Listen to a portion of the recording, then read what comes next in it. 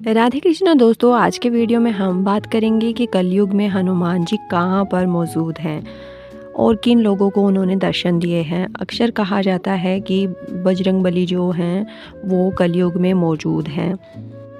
हनुमान जी श्री राम के परम भक्त हैं। पौराणिक कहानियों के अनुसार हनुमान जी केवल बलशाली ही नहीं बल्कि दयालु भी हैं। हनुमान जी इतने दयालु हैं कि अपने शत्रुओं पर भी दया करके उन्हें संकट से निकाल देते हैं। इसका अर्थ यह है कि हनुमान जी केवल एक देवता ही नहीं हैं बल्कि एक योद्धा भी हैं। ज्ञान, बल, पराक्रम के साथ एक योद्धा में दया भाव का होना ही उसे महान बनाता है। कई पौराणिक कहानियों में इस बात का उल्लेख भी मिलता है कि हनुमान जी कलयुग के संकटों को पार करने में हर उस मनुष्य की सहायता करते हैं। जो भी मनुष्य हनुमान जी का स्मरण पूरी श्रद्धा के साथ करता है वे उनकी मदद अवश्य करते हैं। बजरंगबली को चिरंजीवी होने का वरदान प्राप्त है। इसीलिए माना जाता है कि हनुमान जी कलयुग में भी सशरीर निवास करते हैं, लेकिन वो कहाँ पर निवास करते हैं ये हम जानेंगे।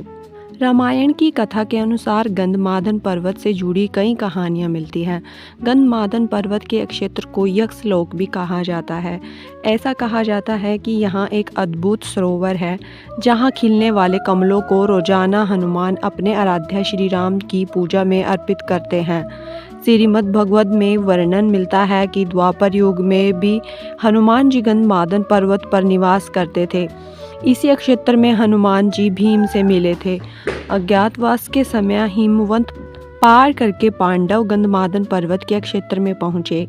इसी दौरान एक बार भीम सशस्त्र दल कमल लेने के लिए गंधमादन पर्वत में वन में पहुंच गए थे, जहां पर हनुमान जी ने भीम का अहंकार तोड़ा था। इस पर्वत पर कई ऋषि मुनि देवता गंधर्व निवास किया करते थे।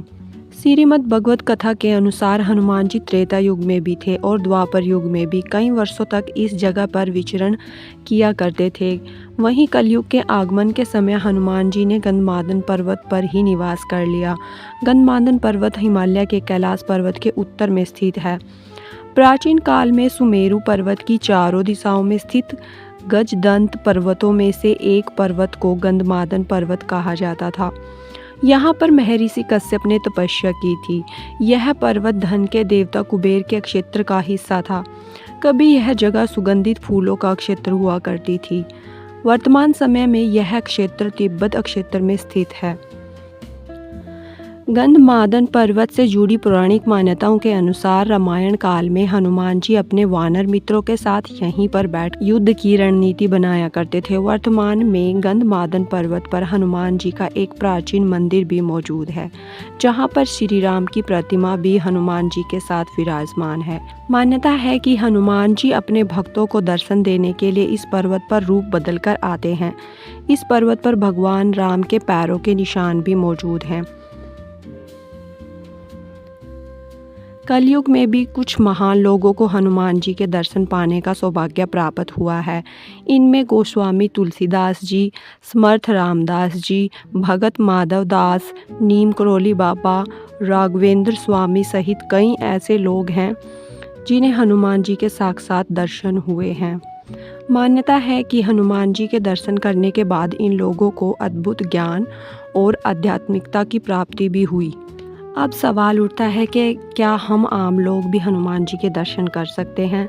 कई पौराणिक ग्रंथों में इस बात का उल्लेख मिलता है कि हनुमान जी अभी भी इस संसार में उपस्थित हैं, क्योंकि उन्हें चिरंजीवी यानी अमरता का वरदान प्राप्त है। हनुमान जी आज भी उस जगह पर जरूर आते हैं जहाँ पर राम कथा की जाती है, जहाँ भी प्रभु श्री राम की स्तुति की जाती है। वहाँ हनुमान जी किसी न किसी रूप में अपने भक्तों को दर्शन देने पहुँच जाते हैं। हनुमान जी की कृपा पाने के लिए प्रभु श्री राम का स्मरण जरूर करना चाहिए। जय श्री राम।